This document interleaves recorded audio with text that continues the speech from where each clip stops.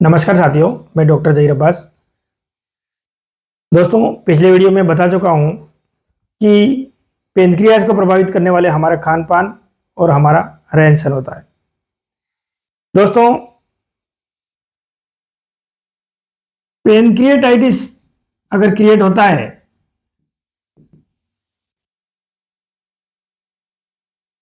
तो इसके लिए जिम्मेदार होता है हमारा खान पान और हमारा रहन सहन। हमारे खान पान में तो हाई ग्लाइसेमिक लोड की चीजें लेना या असंतुलित भोजन का करना, या रहन सहन के अंदर सेडेंट्री लाइफ स्टाइल है। दूसरा है स्ट्रेस। दोस्तों, पेनक्रिएटाइटिस डेवलप होने में स्ट्रेस का भी बहुत बड़ा रोल होता है। तो इस वीडियो में अपन डिस्कस करते हैं कि स्ट्रेस लंबे समय तक अगर किसी व्यक्ति में बना रहता है तो किस प्रकार वो पेनक्रिएटाइटिस का संकेत है, वो अपन इस वीडियो में समझेंगे। जैसे अगर कोई व्यक्ति लंबे टाइम तक स्ट्रेस में रहता है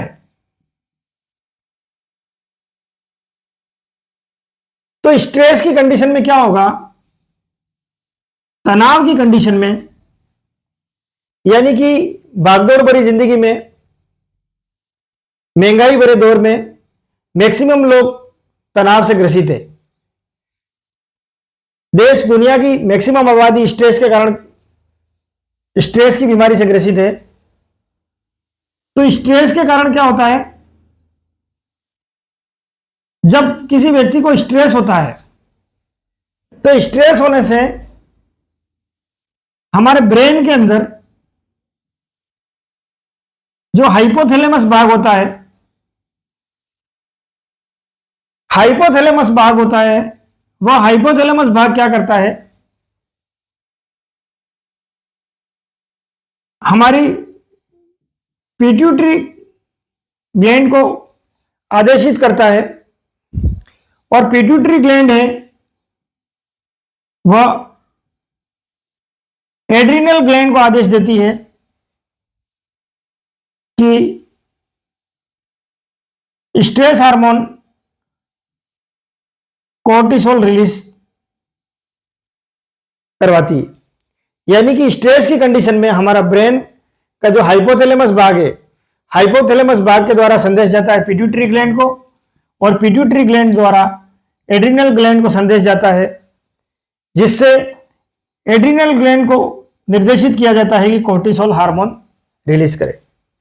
अब यह कोर्टिसोल हार्मोन क्या करता है, कोर्टिसोल हार्मोन जो होता है लीवर में जाकर ग्लूकोनियोजेनेसिस प्रोसेस को ट्रिगर करता है, यानी ग्लूकोनियोजेनेसिस प्रोसेस को स्टिमुलेट करता है।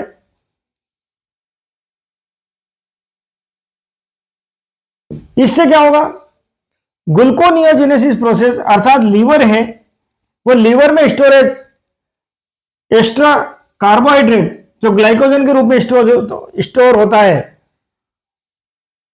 उस ग्लूकोज को, प्रोटीन को और फैट को, इसको शुगर में कन्वर्ट करके ब्लड में रिलीज करता है। अर्थात कोई व्यक्ति लंबे समय तक तनाव में रहता है या टेंशन में रहता है तो उस व्यक्ति का ब्लड शुगर हमेशा बढ़ा हुआ मिलेगा। अब इस ब्लड में से शुगर को उठाने के लिए पेनक्रियाज इंसुलिन रिलीज करता है, और यह इंसुलिन ब्लड में से शुगर को उठा के सेल्स में डालने का काम करता है, जिससे सेल्स को ऊर्जा प्राप्त होती है। यानी कि अगर कोई व्यक्ति ज्यादा तनाव में रहता है तो उस व्यक्ति का, तनाव वाले व्यक्ति का ब्लड शुगर ज़्यादा मिलेगा और ब्लड शुगर ज़्यादा मिलने से इंसुलिन की ज़्यादा ज़रूरत पड़ेगी, अर्थात पेनक्रियाज को काम ज़्यादा करना पड़ेगा। इसलिए जो लोग तनाव में रहते हैं उनको भी पेनक्रियाटाइटिस होने के चांस रहते हैं। अर्थात लंबे टाइम तक अगर कोई व्यक्ति स्ट्रेस में रहेगा तो व्यक्ति डायबिटीज मेलाइटस टाइप 2 का भी पेशेंट हो सकता है भविष्य में, या फिर लगातार पेनक्रियाटाइटिस बना रहे तो एडिनोकार्सिनोमा का पेशेंट भी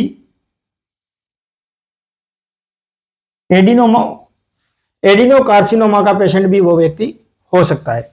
इसलिए हमें इस भागदौड़ भरी लाइफ में तनाव भी कम रखना है, क्योंकि जो लोग तनाव में रहते हैं इनका ब्लड शुगर भी ज़्यादा मिलता है। दोस्तों, इस वीडियो में मैं आपको स्ट्रेस के कारण शुगर कैसे बढ़ता है उसको समझाने की कोशिश करी, और स्ट्रेस के कारण हमारा पेनक्रियाज ग्रंथि कैसे प्रभावित होता है वह भी बताया। आप देखें, औरों को भी दिखाएं। जय हिंद, जय भारत।